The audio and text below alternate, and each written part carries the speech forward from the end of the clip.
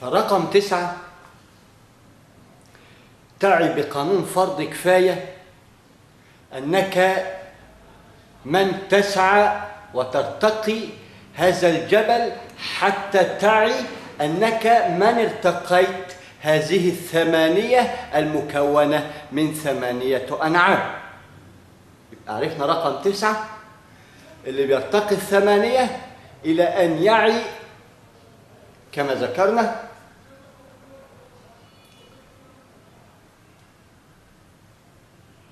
أما هو لو كان لوحده ده كان هلوس، ولكن رحمة به وجد زوجين، رحمن رحيم.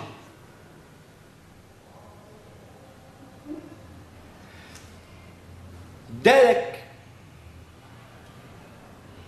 الأنثى حتى عندما تتجول في هذه الذرة اللي تشكل لك مجرة كونية وهي أقل كوكب في عالم الكواكبات، فحينئذ لابد أن نعي أن بقانون فرض كفاية ده يشكل قانون، فرض كفاية يشكل قانون، لأنه فرض وأزواج ومثلثات ومربعات. يلا بقى، ما على طول بقى نواة كوثر وهتتكاثر بذرة وستغرس جذورها في الأرض وفروعها في السماء تأتي أكلها كل حين. يبقى 9 ترتقي 8 حتى ترى نواة العشار القائمة على الحركة الدائرية اللي تشكل 7، وشوف ال3 المثلث اللي بترميه وحطه على 7 تديك نواة العشار. ما خدتش بالك من دي، اطلع فوق كده وشوف تلاقي الصفا والمروة يديك شكل صراط مستقيم، ولكنك تسعى عليه إلى أن تعي الصراط المستقيم المؤدي إلى العروج.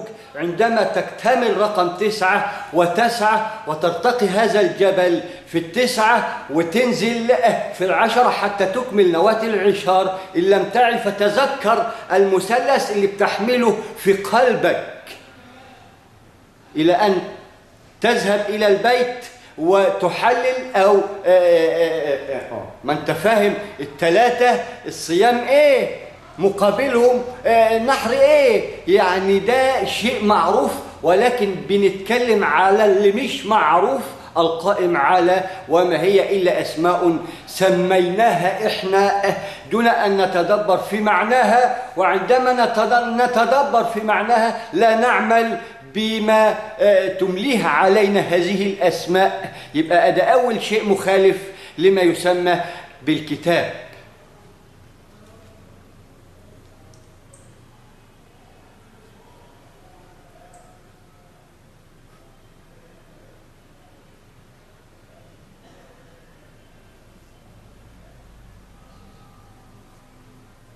يبقى أدى الصفا والمروة شكل واحد قائم في ذاته، يديك رقم 1 قائم على الذهاب والإياب مع مراعاة العروج والدرج، لأنها كلها حركة ميكانيكية تشكل لنا قرآن مجسم نكتبه بأقدامنا وبأيدينا وبعقولنا وبأبصارنا وبقلوبنا وبكل شيء. ده قرآن يمشي، ما كانش بقى صفحتين وماشي يعمل كده ولا كان ماشي فير، لا، قرآن يمشي يعني هو نزل في قرآن حتى ينطق الله بلسان هذا القرآن عندما تدبر فيما خلق الله.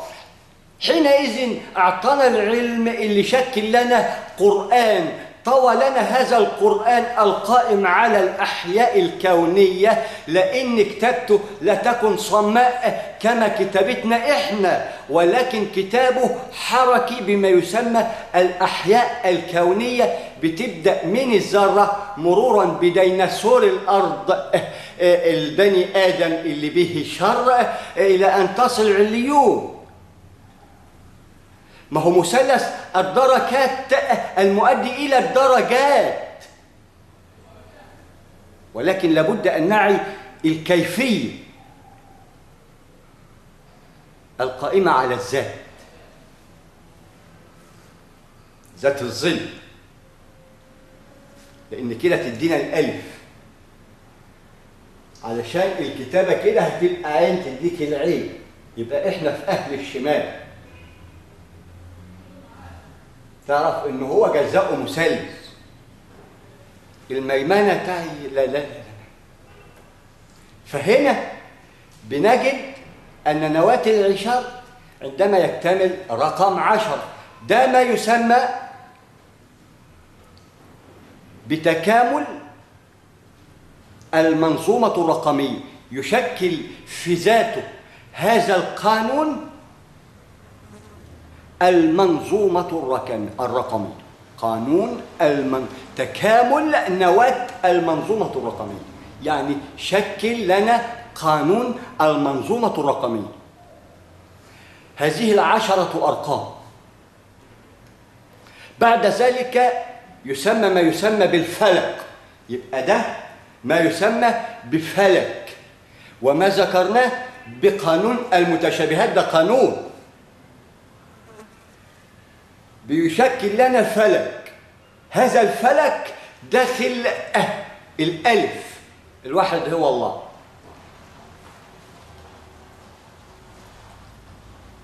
عشان هو الخالق وتحته الأزواج بالزوجين، الذكر والأنثى، خذ أزواج، حتى نعي الكيفية الميمنة والميسرة. دي ليها حسابات ودي ليها حسابات، لأن ده الأحرف ده الأرقام. إحنا بنشرح في الأرقام، وشرحنا إحنا الأحرف لأن لدينا ما يسمى 9 أحرف تقدر تطلع منهم أي اسم يعجبك مع مراعاة وضع رقم، علشان اسم واحد يكفي، ولكن لا يتشابه في الميلاد ولا في الميقات. سبحان الله، زي البصمة كده، وجد لنا آيات عظيمة لم نتدبرها نهائيا في هذا القرآن اللي طواه لنا طي السجل للصحف حتى نتنفس ونتحرك في الأحياء الكونية، إلى أن جسده بالأنبياء بشكل كتاب نقرأه. شوف بقى يعني سبحان خالق هذه القوانين اللي ذرة فيها بتؤدي لبداية اللانهاية في هذا المجال من خلال التشعب القائم على المتشابهات حتى نلتحق بالركوب. الركب جمع ركوب.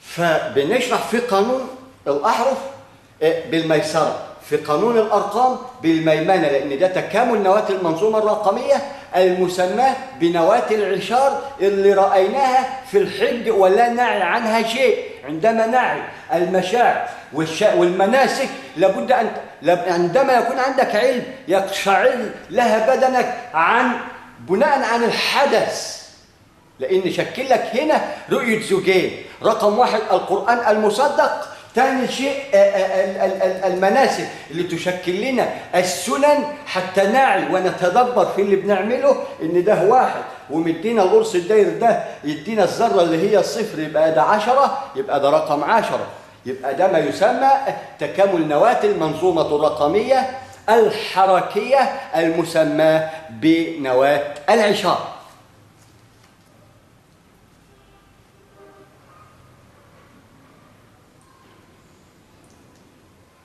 تكامل بحكم رقم 10 شكل لنا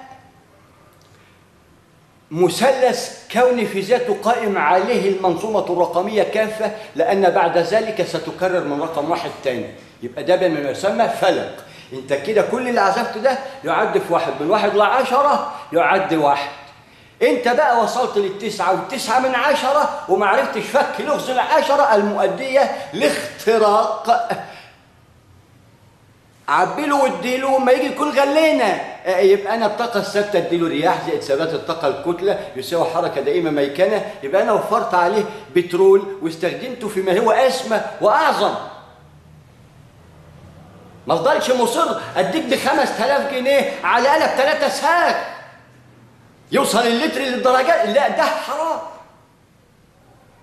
يبقى دي بيعة خسرانة مع الله. عندما تتاجر مع الله سوف تبيع هذا اللتر قد كده مضاعف بالشكل اللي انت ناوي عليه من تحت الطاولة المستديرة القائمة على هلال المثلث، تديك شكل دوامة، الدوامة تديها لك من فوق أهلة دائرية تصل لنواة الذرة تحليل ذرة المياه القائمة على الترتق الدائم مع مراعاة وضع الديموم.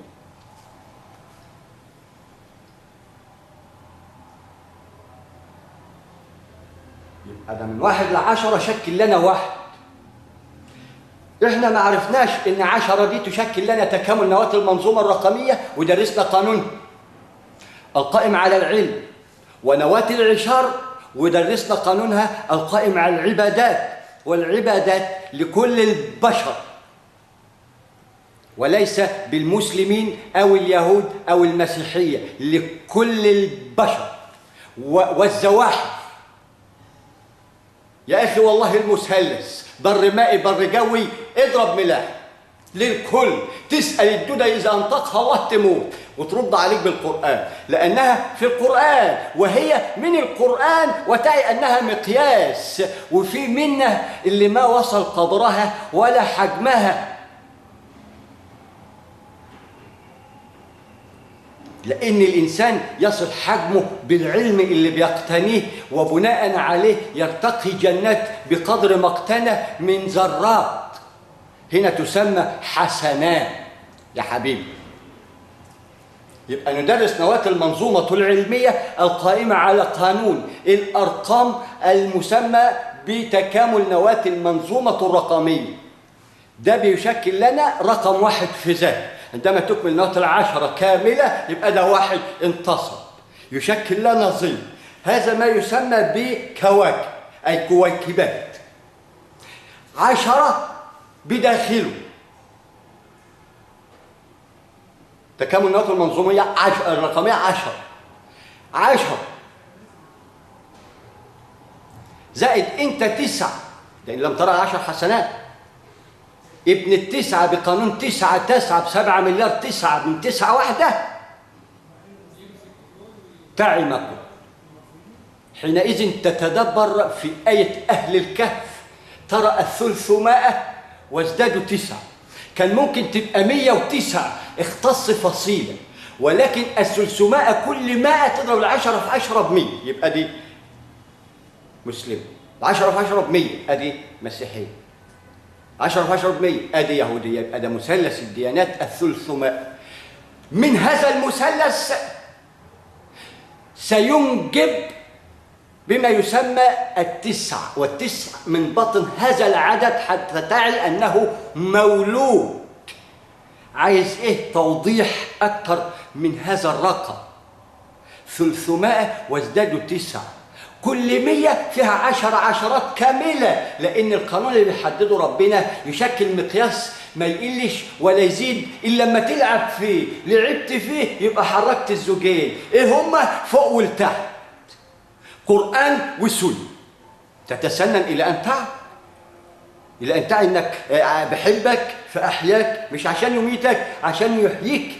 أحيا وأحيا بقانون يحيى بمقياس ذرة، إلى أن نعي الاسم اللي الأسماء اللي غششها لنا عن طريق الوحي المجسم للأنبياء.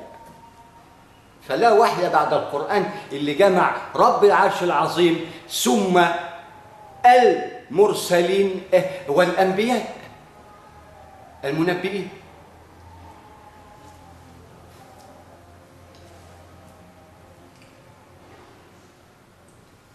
يبقى هنا 10 شكلوا 1 نواة العشار. طبعا احنا قلنا عند 9.9، احنا مشكلتنا في الواحد وحسابنا في الواحد أمام الواحد من قبل الواحد. هذا تقدير الواحد. وإن عصيت هتيجي، وأريد أن تعصي حتى تأتي زاحف كالزواحف. أسألك مالك تقول أنا كالثعبان الأقرع، لازم أغير جلدي هنا حتى أبدأ بنفسي، لأني ما حصلت الزواحف ولا وزن بعوضة. لأن ما اقتنيتش أي شيء من الكتاب. إن لم أقرأ فلم أتدبر ولم أرى إن هذا كتاب. ده كان أمي، مش متعلم زينا كده بيرطم بكام لغة وهو مش متعلم أي لغة. أصله تعامل مع البيئة، فلا بد أن يعي إلى أين ذاهب البيئة حتى يحذر ويصلح لها الطريق، لأنه الجندي اللي بيسمى شغال بيشتغل يصلح الطريق لأهله، أهل الأرض كافة بقانون فرض كفاية. عندما تعي هذا القانون سوف تعي رقم 10 عندما يكتمل يشكل لنا واحد. عدينا بقى الواحد ازاي وفيه نواة العشار. أين نحن حتى نشكل فلق حتى بقى يرى هذه المنظومة في فلاه الرحمن يا أخي انسى نفسك شوية بالمكان اللي انت فيه واختلب ربك فيما يسمى بالخلاء الكوني. يا أخي ما انت عندك القوة العروج والدرك المقياس، أنا من الله أعلمه. ده يشكل لك منظومة كونية. ما انت اتعلمت الرقم 9 9 من 10. اجتهدوا اللي قبلنا نكمل 10 عندما نعي سر 10 انها قائمة على الزوجين، نواة العشار، العبادات لكل البيئات، والعلم من خلال الحركة الكونية الميكانيكية الدائمة. لأن واحد هو الله أحد صامد لا يأكل ولا يشرب ولا يغفل ولا ينام، حركة دائمة. يبقى ده رقم 1. الخالق في ذاته ديمومة، والديمومة تنتمي إلى أن يرينا ذاته العلي.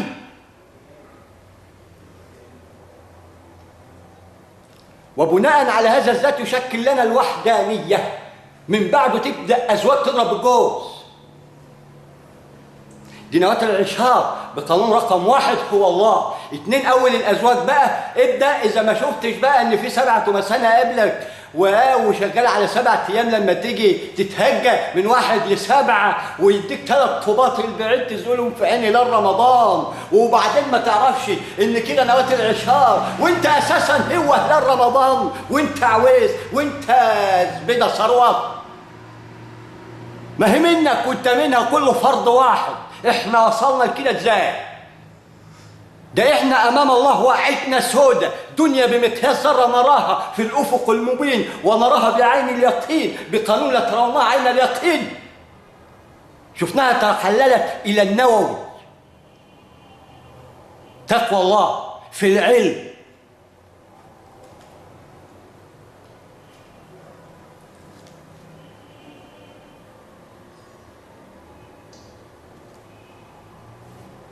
يبقى هنا 10 الواحد شغال بك من غيرك، لأن إذا أنت مشيته كده هو ماشي كده، إلى أن هتمشي أنت كده بتطلع من أبيت بقانون والعصر.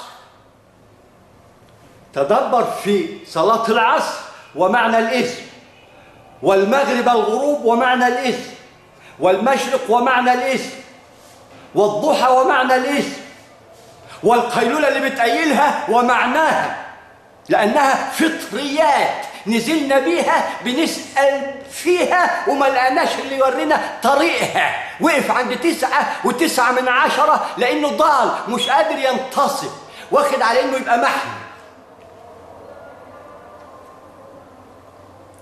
مع إنه سأل في ده كله وربنا بعته له بشكل نواه رضيت لكم وختم.